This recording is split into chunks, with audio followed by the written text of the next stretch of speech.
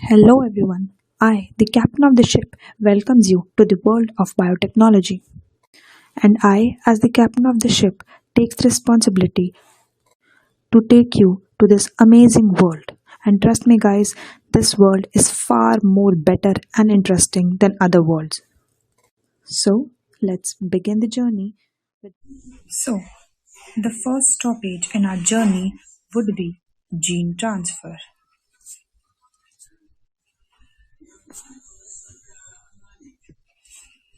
Sorry, I missed the word S here.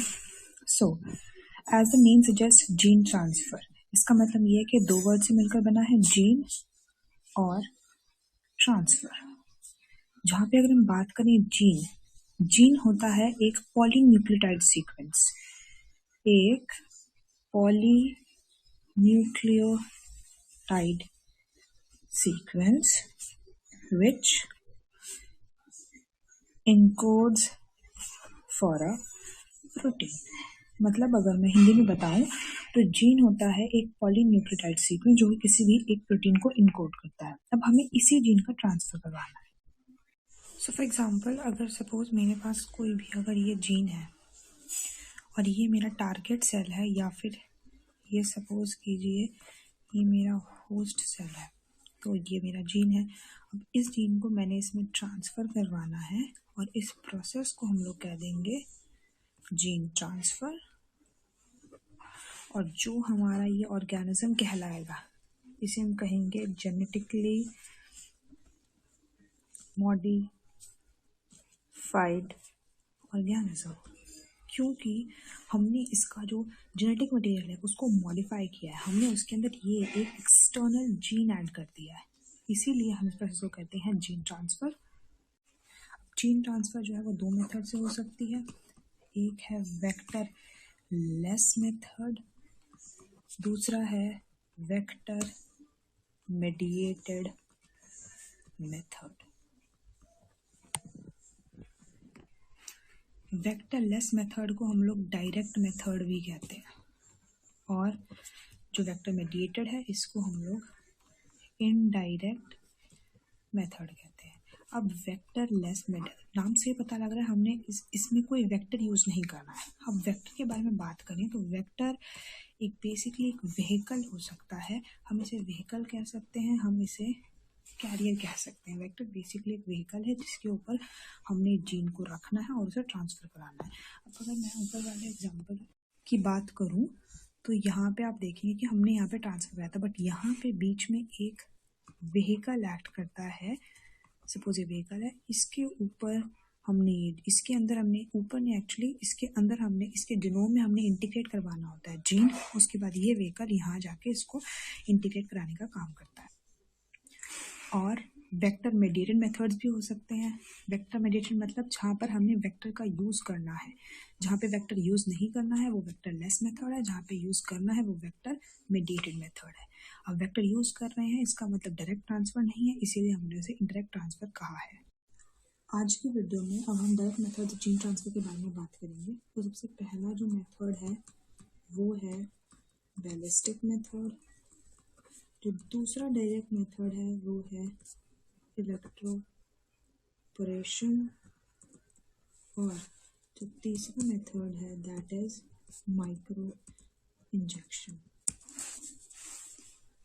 पहला जो physical gene transfer method हम लोग डिस्कस करने वाले हैं वो है बैलिस्टिक मेथड। बैलिस्टिक मेथड को हम लोग पार्टिकल बॉम्बार्डमेंट मेथड भी कहते हैं, पार्टिकल बॉम्बार्डमेंट मेथड ये, और हम लोग इसको जीन गन मेथड भी कहते हैं।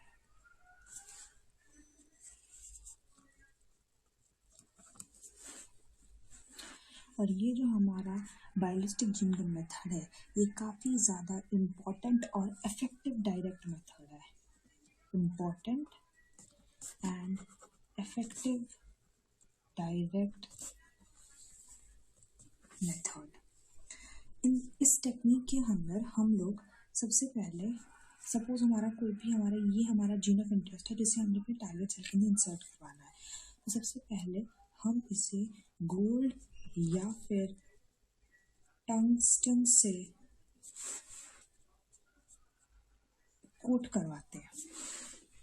गोल्ड या फिर टंगस्टन से हम इसे कोट करवाते हैं और कोट करवाने के बाद फिर हम लोग इसको गन के थ्रू फायर करते हैं। ये हमारी सपोज कोई भी टारगेट सेल है उसके अंदर। ये हमारा बेसिक मैकेनिज्म है, ठीक है जी। हाँ जी, तो अभी मैंने बताया था कि जो हमने कोटिंग करनी है जीन की या डीएनए की, वो हमें 2 मेटल से करनी है। तो गोल्ड से कर सकते हैं, टंगस्टन से कर सकते हैं, पर जो प्रेफर्ड होता है वो गोल्ड होता है, क्योंकि टंगस्टन जो है वो टॉक्सिक भी है और वो ऑक्सीडाइज भी बहुत आसानी से कर लेता है, इसीलिए हम गोल्ड का यूज़ करते हैं। अब आफ्टर कोटिंग, अब हमने कोट कर दिया, अब हमारा जो कोटेड मॉलिक्यूल बनेगा, जो कोटेड पार्टिकल बनेगा, अगर उसका साइज बड़ा है तो हम लोग मान लीजिए एक बड़ी गन का यूज़ करते हैं, उसको हम लोग कहते हैं मैक्रो प्रोजेक्टाइल, और उसका डायमीटर होता है 2.5 सेंटीमीटर। मतलब कि हमारा जो 2.5 सेंटीमीटर से जो छोटे कोटेड पार्टिकल्स होंगे उनको हम लोग फायर करवा सकते हैं टारगेट सेल के अंदर। और जैसा कि यहाँ पे लिखा है, माइक्रो प्रोजेक्टाइल का जो डायमीटर है वो है 0.5 से लेकर 2 माइक्रोमीटर तक का। मतलब कि अगर हमारा कोटेड पार्टिकल का साइज 0.5 से 2 माइक्रोमीटर तक के बीच में फॉल करता है तो हम लोग माइक्रो प्रोजेक्टाइल गन का यूज़ करेंगे फायर करने के लिए, जिसकी थिकनेस 0.06 मिलीमीटर तक की होती है। तो ये था हमारा पूरा मैकेनिज्म ऑफ बायोलिस्टिक मेथड। अगर हमें स्टेप्स में एक्सप्लेन करना होगा तो हम लोग सबसे पहला स्टेप डालेंगे कि हमारा जो जीन है उसको हमने कोट करना है। कोट करने के बाद with the help of macro projectile और with the help of micro projectile हमने फायर करना है टू आवर टारगेट सेल। अब हम इसी मेथड के कुछ एडवांटेजेस के बारे में बात करेंगे। तो सबसे पहला एडवांटेज ये है कि हम लोग मल्टीपल जीन्स इंसर्ट करवा सकते हैं हमारे सैम्पल ऑर्गेनिज्म के अंदर। प्लस हमारा जो बायोलिस्टिक मेथड है ये काफ़ी इजी है और स्पीशीज़ इंडिपेंडेंट है। अब अगर हम बात करें इसके डिसएडवांटेजेस के बारे में भी, तो उसका ये है कि इसकी रीजनरेशन कैपेसिटी होती है वो बहुत कम होती है। और सेकंड पॉइंट ये है कि काइमेरिक प्लांट्स भी जनरेट हो जाते हैं। इस जीन ट्रांसफ़र मेथड की वजह से काइमेरिक प्लांट्स जनरेट हो जाते हैं, जो इसका काफ़ी बड़ा डिसएडवांटेज है। प्लस हम एक बात और कह सकते हैं कि इसका डिसएडवांटेज ये भी है कि हम लोग किसी भी लाइक एक टारगेट सेल के ऊपर फायर कर रहे हैं तो ज़रूरी नहीं है कि वो टारगेट सेल उस जो वेलोसिटी है उसको झेल पाए।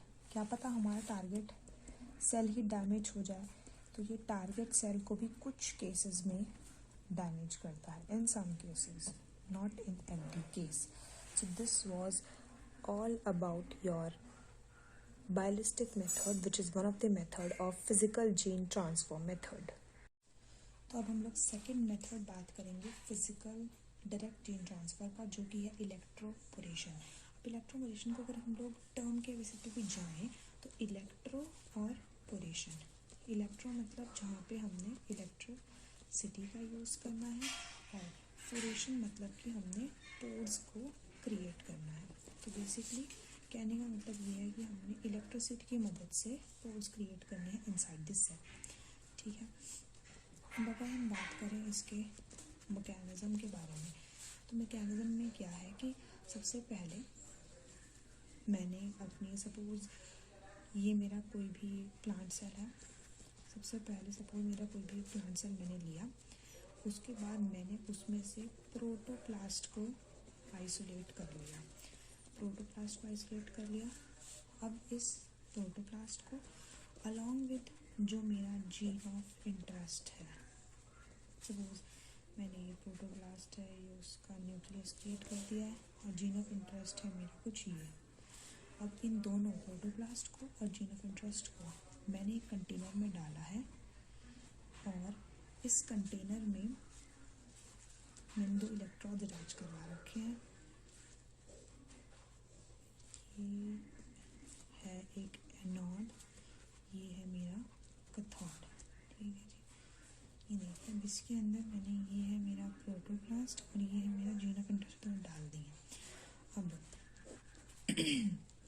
जब इसमें इलेक्ट्रिसिटी मैं सप्लाई करवाऊँगी, इलेक्ट्रिसिटी सप्लाई करवाने के बाद क्या होगा कि इलेक्ट्रिसिटी की वजह से जो मेरा ये प्रोटोप्लास्ट था इसके अंदर यहाँ पे पोर्स क्रिएट होने शुरू हो जाएंगे, इलेक्ट्रिसिटी से पोर्स क्रिएट होंगे और इन पोर्स के थ्रू ये मेरा इसके अंदर इंटीग्रेट हो जाएगा और अल्टीमेटली फाइनली ट्रांसफॉर्म सेल्स बन जाएंगी।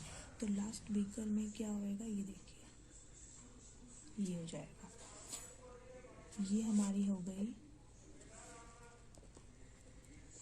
Transformed cell. इलेक्ट्रोफोरेशन भी हम लोग दो मेथड से कर सकते हैं, जिसमें कि एक आता है लो वोल्टेज पल्स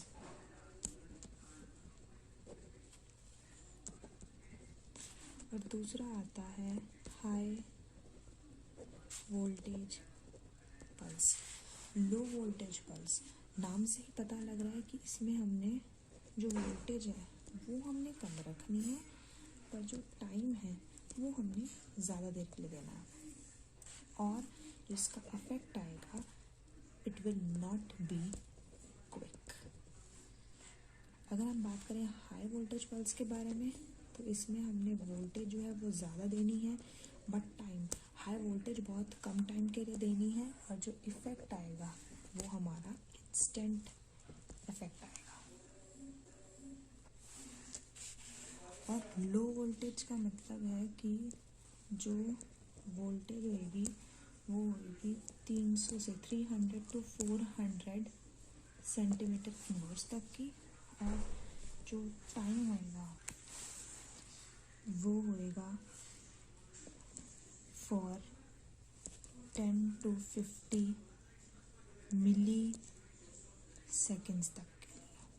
अब अगर मैं बात करूँ in case of high voltage, तो हाई वोल्टेज में जो मेरी वोल्टेज आएगी वो होएगी 1000 से 1500 सेंटीमीटर इनवर्स तक की, for a time period of 10 micro second. So here आप डिफरेंस देख सकते हैं यहाँ पे कि मैंने voltage in case of low voltage इसमें वोल्टेज बहुत कम रखी है, बहुत लंबे टाइम के लिए दिया, लेकिन हाई वोल्टेज वाले में मैंने वोल्टेज ज़्यादा रखी है और टाइम कम रखा है।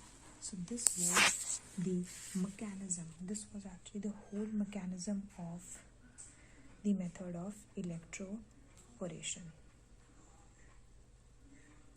अब हमने मैकेनिज्म पढ़ लिया है, अब हम आगे बात करेंगे about the advantages and disadvantages of electroporation.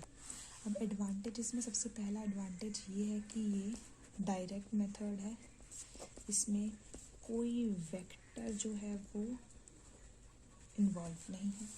Second ये है कि इसमें कोई chimeric plants are not formed.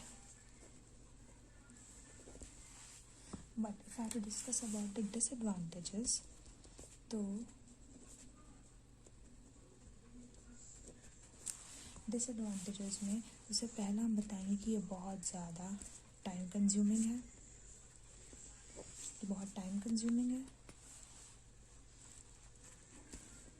Next हम ये बता सकते हैं कि इसके अंदर सोमा क्लोनल वेरिएशंस हो सकती हैं,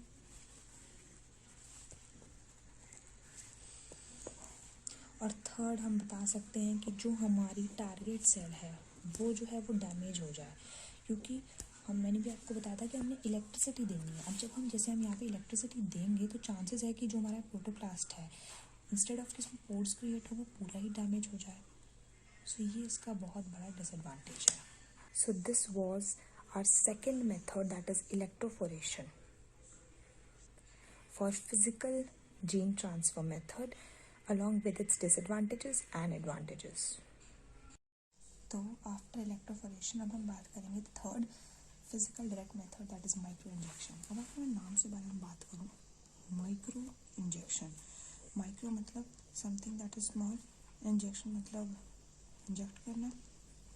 तो इसका मतलब है कि हमने हमारा सपोज कोई भी हमारे डीएनए सैंपल है, ये सपोज हमारा जीरो ऑफ इंटरेस्ट है, इसको हमने सबसे पहले लोड करना है हमारे माइक्रो पिपेट कैपिलरी में। इसको हमने लोड करना है और इसके बाद इसको लोड करके हमारा जो अगर ये प्लांट सेल है, मतलब प्लांट सेल भी हो सकता है, टारगेट सेल भी हम इसे कह सकते हैं, होस्ट भी हम इसे कह सकते हैं, साथ साथ ये प्रोटोप्लास्ट भी हो सकता है सेल का। ज़रूरी नहीं है सेल हो, it can be a protoplast as well. तो ये हमारे बेसिक स्टेप है। सबसे पहला स्टेप ये है कि हमने हमारा जो जीन है उसको हमने लोड करना है टू दी माइक्रोकेप्सुलेट कैपिलरी, राइट। उसके बाद उस लोड हो गया और उसको हमने इंजेक्ट करवा देना है इनटू आवर प्लांट सेल। ये हमारे बेसिक स्टेप्स हैं इसके। और जो हमारा डायामीटर होता है इंजेक्शन का, इंजेक्शन द सेंस मीन्स कि जो हमारी माइक्रो पिपेट कैपिलरी का जो डायमीटर होता है that is 0.5 to 10 micrometer, 0.5 to 10 micrometer तक का उसका डायमीटर होता है।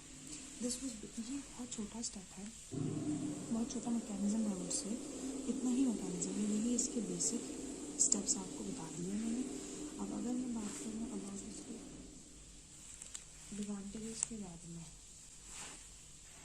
अब हम बात करते हैं अबाउट द एडवांटेजेस ऑफ हमारा माइक्रो इंजेक्शन। उसके एडवांटेजेस में सबसे पहले हम लोग बात करेंगे कि वो एक डायरेक्ट मेथड है, उसके अंदर कोई वैक्यूम इन्वॉल्व नहीं है। सेकेंड एडवांटेज ये है कि उसके अंदर कोई कार्बनिक प्लांट्स जो हैं वो नहीं फॉर्म होते हैं। और अगर इसी के डिसएडवांटेजेस के बारे में बात की जाए तो सबसे पहला डिसएडवांटेज तो ये है कि ये बहुत ज़्यादा टाइम कंज्यूमिंग है और इसको करने के लिए आपको एक्सपर्टीज़ चाहिए, मतलब कोई भी आगे इंजेक्ट नहीं कर सकता। You need an experience person जिसको नॉलेज कहाँ पर इंजेक्ट करना, राइट। और थर्ड ये है कि हम लोग इंजेक्ट करवा रहे हैं तो हमारी टारगेट सेल भी डैमेज्ड हो सकती है, target cell can be damaged. So this was all about our third method of the physical gene transfer method. So thank you everyone for joining this journey, and if you guys really enjoyed my company, please do subscribe to my channel and hit the like button, and please don't forget to press the bell icon, क्योंकि यही bell icon आपको बताएगा कि हमें next journey कहाँ करनी है और किस कंट्री के लिए करनी है। प्लस आप अपना फीडबैक और नेक्स्ट वीडियो आप किस टॉपिक पे चाहते हैं वो आप मुझे कमेंट सेक्शन में लिख के बता सकते हैं। Until then, this is your captain signing off.